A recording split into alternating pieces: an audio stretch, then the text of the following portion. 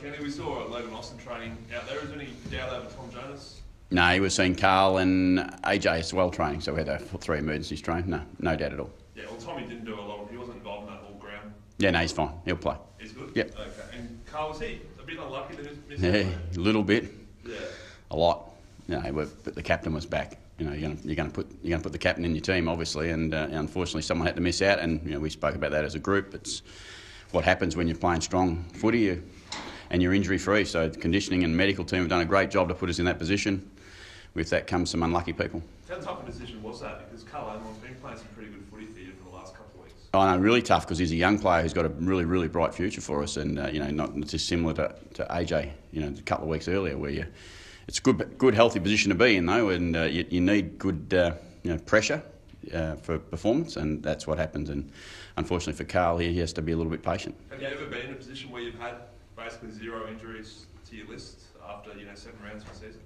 No, I don't think so. I would say no, but I can't remember all that. But yeah, we've had a pretty good run over our time with Burjo and his team. They've done a great job for a long period of time, but this is extraordinarily good. Well, we're on injuries. Crack and Matty White and the sample, they just 1 week off? Or? Yeah, we've been a bit. Obviously Whitey had a little bit of hamstring awareness last week, but a bit like Travis, a bit like Lobes a couple of weeks ago, we've been very cautious with those injuries. So we're just making sure there's no risk with him, and same with Crack. He's just had some issues with his feet, and we're just making sure he gets over them. And Travis ticked every box. He looked like he was running pretty hard out there today. You're happy 100%? Yeah, he's fine. He's ready to go. He's nearly ready to go last week, unfortunately. And again, as we said, we're very careful with that stuff. I think West Coast have got a few ruck problems that Marty's got to get through today. How much are you hoping Paddy, who's been excellent so far this season, can push home that advantage for you? Oh, look, we hope that in every game that our rucks, Paddy and obviously Jacko and a little bit of Charlie can actually give us an advantage, but we know that's not always the case. It's a bit more about the group at the bottom of the ground too, where you go, our midfielders have got to be really strong too in every contest, but Paddy helps and obviously Jacko helps, but West Coast have still got ruckman out there. They've got Giles and probably Vardy's going to play by the look of it, so they're going to be still pretty hard to beat. Does it adjust your planning, knowing that you might have an advantage in that area? No, we don't go in with any of those thoughts. It's silly, you never think you're going to get an advantage in one area or another. It's about what the game unfolds and what it delivers for us.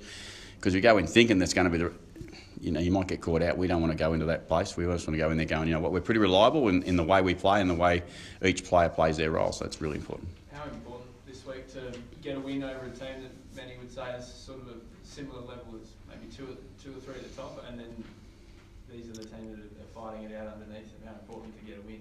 Yeah, well, every win obviously for us is really important, whether that be the last couple of weeks or this week. We're certainly desperate to get another win, and as West Coast will be, and it's right to point out that both sides are pretty close, obviously on the ladder, and it's a significant game for us. So, but it's one of many to still come. But yeah, we'd love to get a win. Does it give you a show of where you're at in the competition? No, I think we've got a bit of a sample size now that's okay to look at. I reckon we've had 6 games in, and we've played against a couple of the really good sides, and we've played against some sides who are emerging and trying to get where they want to be. So I think at the moment we'd say we've been pretty consistent, but we've still got a lot of room to grow. If results go your way, Kenny, you could finish the round as high as second. Did you think at the start of the season, the changes that you have made in simplifying things would have had such a quick effect? I've got a pretty good footy team, I think, and pretty good group of people that I work with too. So we worked really hard to try and get some things the way we'd like them. It didn't guarantee us nothing, and still doesn't. I mean, this round's results don't mean much to us. It's the whole season we've got to get right. So, but it's nice to see some improvements. No doubt about that. I'd be lying if I sat here and said, yeah, we're really unhappy that we haven't improved enough. I'd say we as a group and as a club we know we've got plenty more to do, but we're glad to see some signs that are pointing in the right direction. Next week's obviously enormous for the club. It's been billed as one of the biggest things that sort of any footy club's done to go and play in China. Is that been a distraction at all, knowing that this enormous event is now only a week away? Ask me Monday. What about, but seriously, at what stage do you sort of turn your attention to it? On Monday.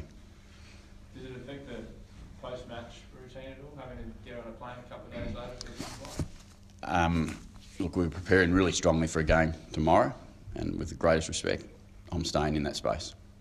Kevin, you spoke about you've still got a long way to go with improvement. What areas were you talking I think it's across the whole game. It's not just one, but we've shown some significant growth. But we hope that there's some more to still come, and we can't just focus on one area of our game. We know that obviously defensively the numbers look good, offensively they look okay, stoppage we're going okay, but we still got to continually get better.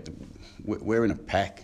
We're in a pack of teams. We could be anywhere at the moment, but we're in that pack, and we're trying to either come through the other side of that, and we're desperate not to drop down any lower. Ken, your first quarters have been really strong this year. You've either been right in the game or in front. Do your players need to be on guard tomorrow for that really early pressure that perhaps may not have been there the last 2 weeks, where you've just come out and blown 2 teams away? Oh no, again we've had AFL. You prepare for every game the same way. You know it's got to be hard, and you've got to be ferocious in what you do, and what the oppo do or don't do shouldn't influence the way we go about it, and that's the key for our players, is to make sure that our performance looks the same regardless of who we play and where we play. Ken, Tom Jonas is a very resilient man, and served his time obviously with what happened against West Coast last time, but could there be some extra lip from the West Coast players, and have you had to talk to him about that? No, I don't expect there to be anything in it from that. I mean, that's their decision, not ours, and Tommy's a pretty ferocious ball player most of the time, and he made a mistake last year and he admitted that, so I think that's pretty simple, done and dusted for Tom. Have you ever come across, it's strange in 2017 to come across someone like Josh Kennedy who never leaves the ground? Yeah, he's an unusual one, isn't he? I think he's been off the ground twice for the year, which is an amazing number, and everyone your key forwards, your key backs, they tend to play 90+% of the game, but Josh is up about 98, so it's quite amazing that he's going to be able to stay on the ground that long. Hopefully we can limit the damage, because he's a high quality player. Does it affect your planning in the sense that, I know you rotate a few guys through him, do you have to rotate more guys through him, so he just never leaves? No, that's the beauty of being able to not have one player absolutely play on him 100% of the time. Obviously, otherwise he's out there all day. But when you've got 3 or 4 backs that you're comfortable enough to play around him or on him, that will certainly help. Why do you see key forwards leave the ground then after they kick a goal from a relatively easy set shot? Because all the fans and everyone will just leave him there, he's going to get another one. They're forwards, they like to put on a show, so they want the fans to recognise them. So when you take him off, do you say, righto? No, they're coming off themselves, they're just waving to the crowd, that's what they do. Obviously not a Port Adelaide plan then, bringing players off after goals? No, not a plan. Definitely not a plan, but look, on the serious, it's the break in the traffic, it's what you get. It's perfect for you to rotate 2 or 3 players when there's a goal kicked. Usually it's the goal kicker though, isn't it? Hey Ken, just on something else, we've seen the last touch rule brought in the sandful this year, and there's been a bit of debate whether it should come into the AFL next season. What are your thoughts on that? I like the way the game is. I really do. I like what the little adjustments have been made to the game. I think they've been really positive for the game. So I think there's no need to go too much further, I don't think. I think it's pretty clear that the game's actually going okay. Will it hurt the ruckman a bit too much, sort of, obviously having less stoppages and less ball? Yeah, my own little moments, I think they go, well, we take third man out to help the ruck stay in the game. If we do that, well, we're potentially trying to push them out again. So, as I said, I think the game's pretty good the way it is.